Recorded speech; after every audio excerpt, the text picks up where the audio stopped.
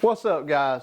This is Chris here from East Coast PC, and today we're going to be taking a look at the Cougar MX331 mesh case. I first came across this case the other day at Newegg, guys, and one of the main reasons that I stumbled across this case is I had to have a 5.25 inch drive bay. As you guys probably already know, most case manufacturers have eliminated them from case models. It's just easier. Most people don't use them, and it's just kind of a thing of the past now. And but there is still some people that need them. I am building this computer for a graphics design business, and one of their requirements is a 5.25 inch drive bay. So that kind of eliminates the cases that you got to pick from, especially in certain price points. And this case here was originally, I think, $54.99. And it was on sale for $38.99 at Newegg, which, with my computer knowledge, I feel is an absolute excellent deal with all the features it has that I'm fixing to talk about here. So, along with having that drive bay, it has two USB 2.0 ports and two USB 3.0 ports. Now, that is extremely rare in a case at this price point, because most manufacturers, what they'll do is you'll have one USB 2 and one USB 3, or one Type C and one 3.0 port or something like that, And the reason why is because they'll cut one port out of each one to hit certain price points.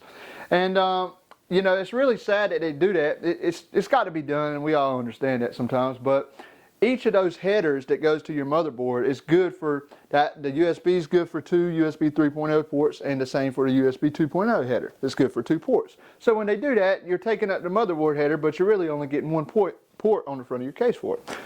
Okay, and otherwise though, this case has a transparent side on it here that I'm taking off now.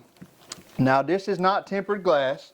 Tempered glass is awesome. So many of us love tempered glass in our PC cases these days, but at this price point, you're pretty much not going to get that. Seems like a very good made plastic panel. Now, I can't attest how bad this will scratch. I'm not sure, because this is the first time using this case. I have had Thermaltake cases that was made with plastic in the past before, and they scratch terribly. I don't think that this one, it actually seems like it's made out of totally different type of plastic, and I do have high hopes for it. But that's one thing you'll want to consider. If you do buy the case, just try not to scratch it. So for fan support in this case, we have support for two 120 millimeter fans right here at the front, or two 120 millimeter fans at the top, and one exhaust fan in the back. Now, the only one that comes pre-installed in this case is a 120 millimeter fan right here in the back. And as far as water cooling goes, this is not an excellent water cooling case, guys. Like I said, the price point, $38.99, you kind of get what you pay for, but for this price, this is an excellent case. And it does say that it will hold one 240 millimeter radiator in the front here. Now, I have a AIO right here that I'm about to put in here just to test that, because I have had problems with that in the past.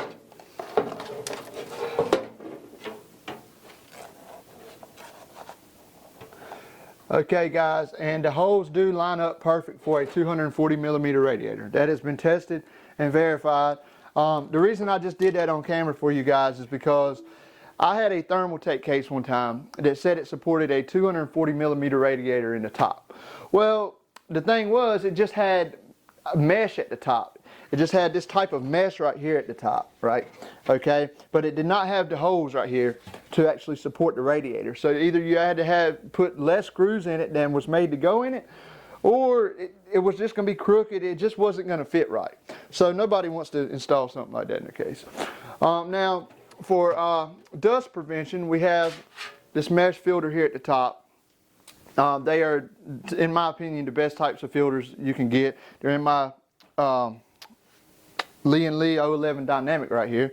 Also, I love these types of filters. In my opinion, they're the best type. The foam type restrict airflow so bad, that's why most of us in the PC industry don't really like them. So for drive bays, what we have, we'll take this side panel off here, and I will show you guys the other side of this case.